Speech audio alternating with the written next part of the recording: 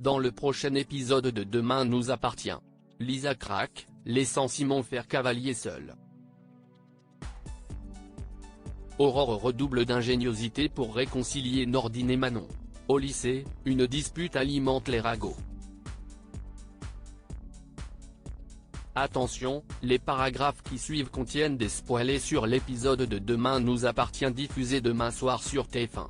Si vous préférez ne rien savoir, ne lisez pas la suite. Vendredi 29 mars dans Demain nous appartient. Simon sort avec Camille au commissariat, Martin interroge Lisa. La veille, Timothée l'a informé qu'elle avait été la collègue de Maxence pendant 3 ans dans un commissariat parisien. Lisa raconte qu'ils ont eu une aventure à l'époque. Quand elle a découvert qu'il était marié, elle l'a quitté.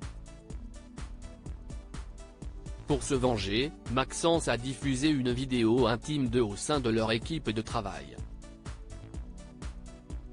Lisa a ensuite décidé de rejoindre l'IGPN. Lisa ajoute que Maxence l'a contacté quelques jours après son arrivée à 7.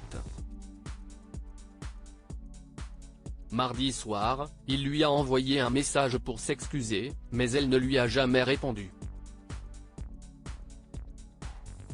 En revanche, Aaron était au courant, même si Lisa lui a interdit d'y aller.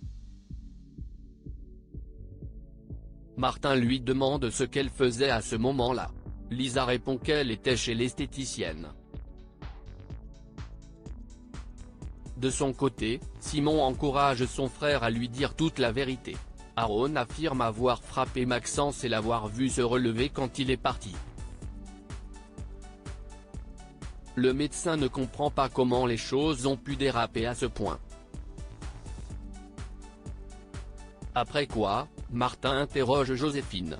Il lui montre une photo de Lisa qu'elle reconnaît comme étant une ex-collègue de Maxence.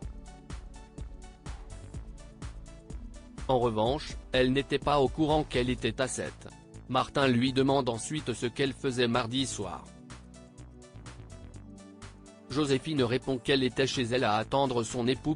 Plus tard, Martin et Karim font le point.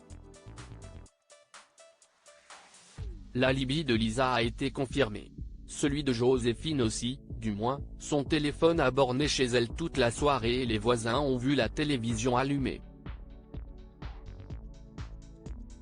Martin juge cela trop léger.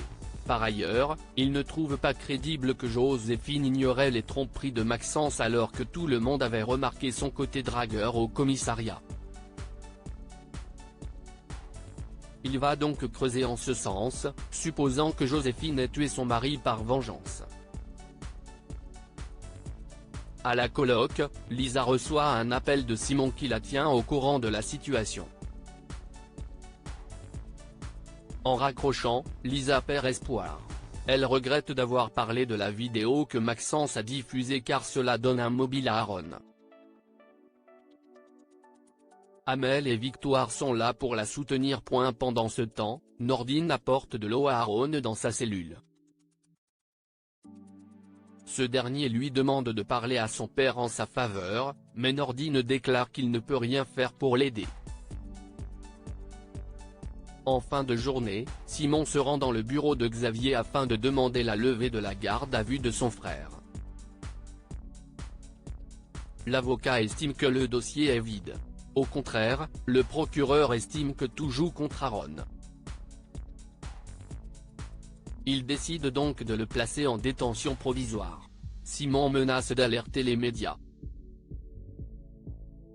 Le soir, Simon appelle une jeune femme pour lui raconter sa journée, ayant hâte de la retrouver. Celle-ci arrive en taxi et le retrouve. Il s'agit de Camille. Elle se dirige vers Simon et l'embrasse passionnément. Aurore veut rabibocher Nordine et Manon pendant le petit déjeuner. Aurore et William tentent tant bien que mal de faire sourire leur fille, qui semble toujours aussi triste depuis sa rupture avec Nordine. Au commissariat, Sarah et Roxane se lamentent de voir leurs collègues aussi distants l'un avec l'autre. Dans la journée, Aurore demande à William de lui mettre une minerve car elle a un plan pour rabibocher Nordine et Manon. Le soir, Aurore sollicite l'aide de Nordine pour lui préparer le dîner, expliquant être seule chez elle et incapable de bouger. Nordine lui prépare un repas. Quand Manon rentre du travail, Aurore insiste pour que Nordine reste dîner. Celui-ci comprend qu'il a été manipulé et s'en va. Manon remercie sa mère de vouloir l'aider, mais avoue que ses problèmes avec Nordine sont trop importants pour être résolus aussi facilement. Jordan et Violette complices au spoon, Jordan et Violette s'amusent de la blague qu'ils font à Jack et Ryan. En effet, ils continuent de leur faire croire qu'ils se sont engueulés. Au lycée, ils mettent carrément en scène une dispute devant tout le monde où Violette gifle Jordan. Étienne les sépare et les convoque dans son bureau. Au courant de la situation par Diego, Jack et Ryan culpabilisent. Ryan essaye d'arranger les choses en discutant avec Jordan, mais ce dernier lui fait croire qu'il compte arrêter la prépa pour ne plus croiser Violette. Le soir, en rentrant chez lui, Jack essaye de discuter avec Jordan. Celui-ci finit par lui avouer qu'il le fait marcher.